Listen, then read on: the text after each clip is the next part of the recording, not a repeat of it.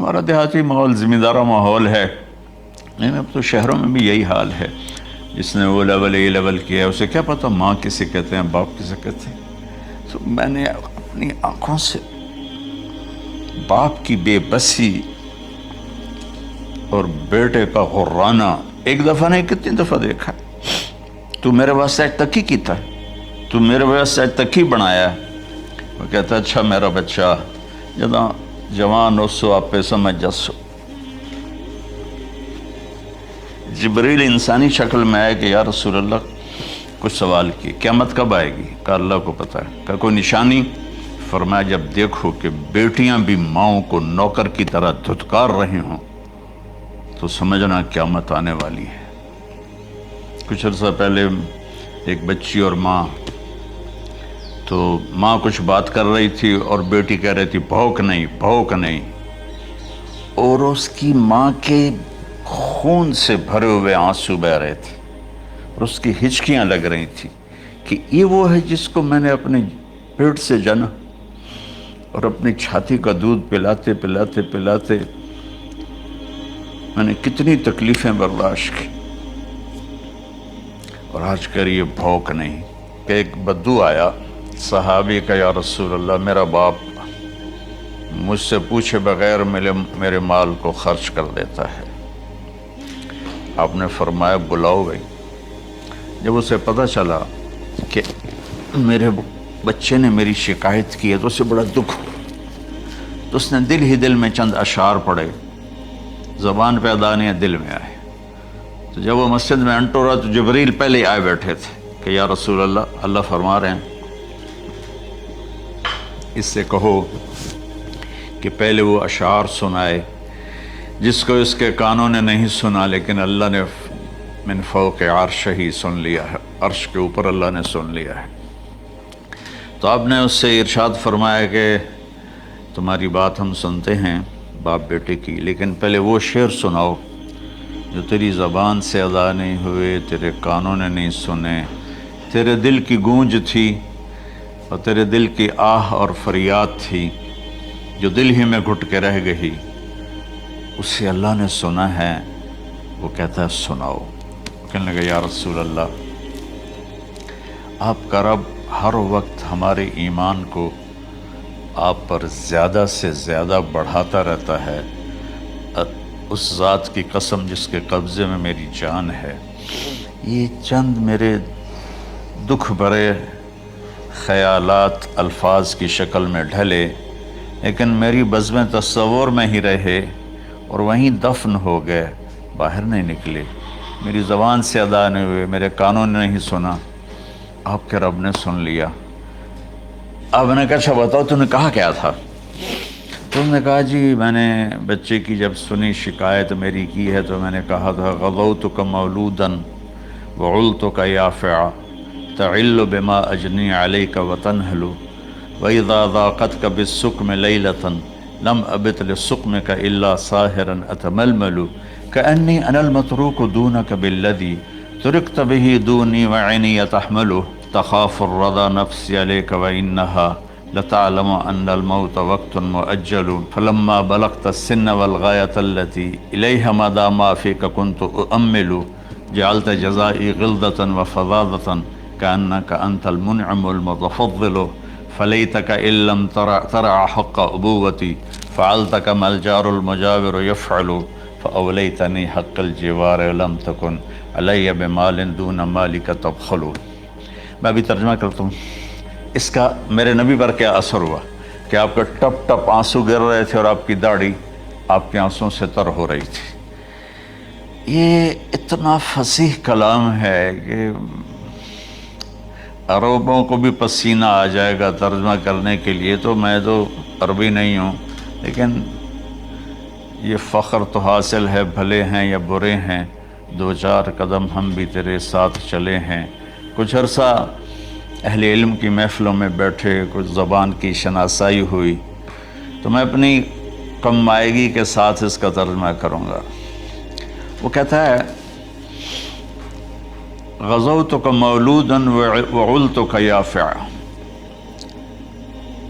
تعل بما اجنی علیک و تنحل، میرے بیٹے جس دن تو پیدا ہوا ہم نے اپنے لیے جینا چھوڑ دیا، ہوئے ہوئے ہوئے ہوئے، ہم تیرے لیے جیے۔ تیری ماں تجھے دودھ پلاتی تھی، میں تیرے لیے روٹی کے نوالے لاتا تھا، میری ساری کمائی پہلی اور آخری سب تیرے اوپر لگتی تھی۔ تجھے خوش دیکھتے تھے تو خوش ہوتے تھے، تجھے روتا دیکھتے تھے تو ہم روتے تھے۔ وَإِذَا ذَاقَتْكَ بِالسُّقْمِ لَيْلَةً لَمْ أَدْلِ سُقْمَكَ إِلَّا سَاهِرًا أَتَمَلْمَلُ، جب تو کبھی بیمار ہو جاتا تھا تو تیرے سرانے بیٹھ کر ہم ساری رات روتے تھے اور دعائیں کرتے تھے، یا اللہ ہمارے بچوں کو بچا لے، ہمارے بچوں کو صحت دے دے۔ اس تڑپ میں ساری ساری رات میں جاگتا تھا، تیرے لیے میں نے اپنا سب کچھ لگا دیا، اپنے لیے جینا چھوڑ دیا، اپنی خواہشات کو دبایا، تیری ہر خواہش کو پورا کیا، تجھے مسکرانے کے لیے، تجھے ہنسانے کے لیے میں دھکے دھوڑے کھاتا رہا، کبھی گرمی لو کی جھلسا دینے والی ریت اور کبھی سردی کے سرد ہوا کے تھپیڑے، لیکن میں ان دونوں سے گزرتا ہوا تجھے پالنے کی خاطر اپنے آپ کو کھپاتا رہا۔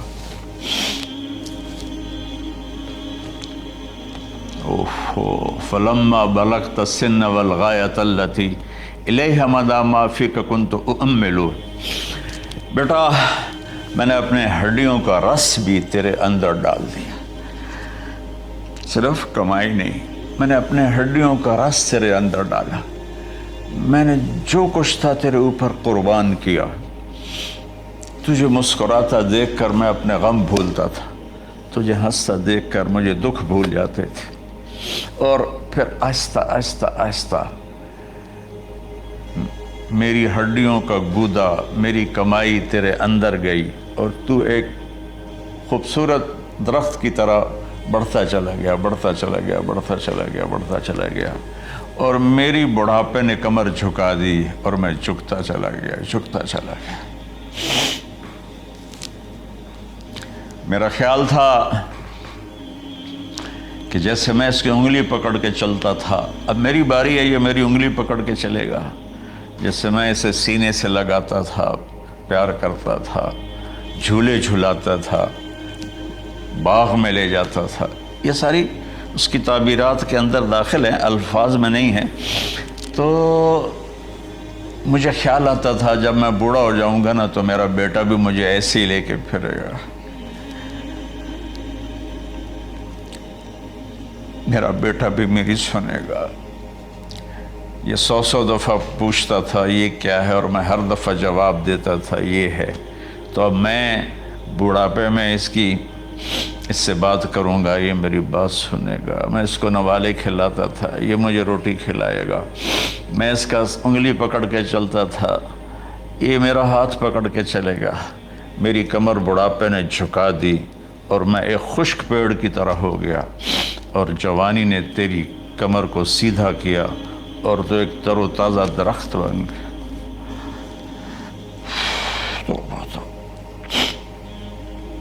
تو مجھے خیال آیا کہ میں نے 20 سال اس بچے کو پالا ہے، ابھی اپنی ماں اور باپ کو دیکھے گا، لیکن ایک دم اچانک کیا ہوا؟ فلما بلغت السن والغایۃ التی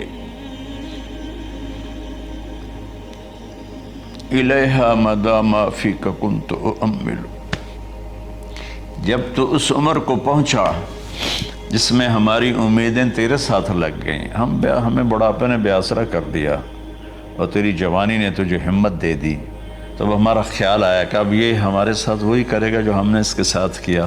لیکن کیا ہوا؟ جعلت جزائی غلظۃ وفظاظۃ کأنک انت المنعم المتفضل، تو اتنا بدتمیز ہوا، تیری زبان چھری بن گئی، تیرا رویہ زہر بن گیا، اور میری ساری زندگی کی محنت کا بدلہ تو نے مجھے نافرمانی سے دیا، بد اخلاقی سے دیا، بدتمیزی سے دیا۔ میں حیرت بھری نظروں سے تجھے دیکھتا رہا اور میں اپنی پچھلی 20 سالہ زندگی کو جھٹلاتا رہا کہ میرے خیال میں اس کا نوکر ہوں اور یہ میرا مالک، میں اس کا باپ نہیں، میں اس کا نوکر ہوں، کیونکہ ماں باپ کے ساتھ ایسا کوئی نہیں کرتا ہے، یہ میرا مالک ہے اور میں اس کا نوکر ہوں، اس لیے مجھے ڈانٹ رہا ہے۔ کتنے بچوں کو میں نے یہ کہتے سنا اپنے باپ کو، تو میرے واسطے آج تک کیتا کی، تو میرے واسطے آج تک بنایا کی، اور جو آپ بے بسی کی تصویر بنا ہوتا تھا وہ شکلیں بھی میرے سامنے ہیں۔ تو کمال کے اشعار، میں سوچ رہا ہوں جو میرا یہ حال ہے 1400 سال بعد کہ میرے آنسو نہیں رک رہے، تو اللہ کے نبی تو زار و قطار روئے تھے، داڑھی آنسوں سے تر ہو گئی تھی۔ کہا بیٹا جب تو نے میری ساری زندگی کی محنتوں کا بدلہ بدتمیزی سے دیا، گالی گلوچ سے دیا،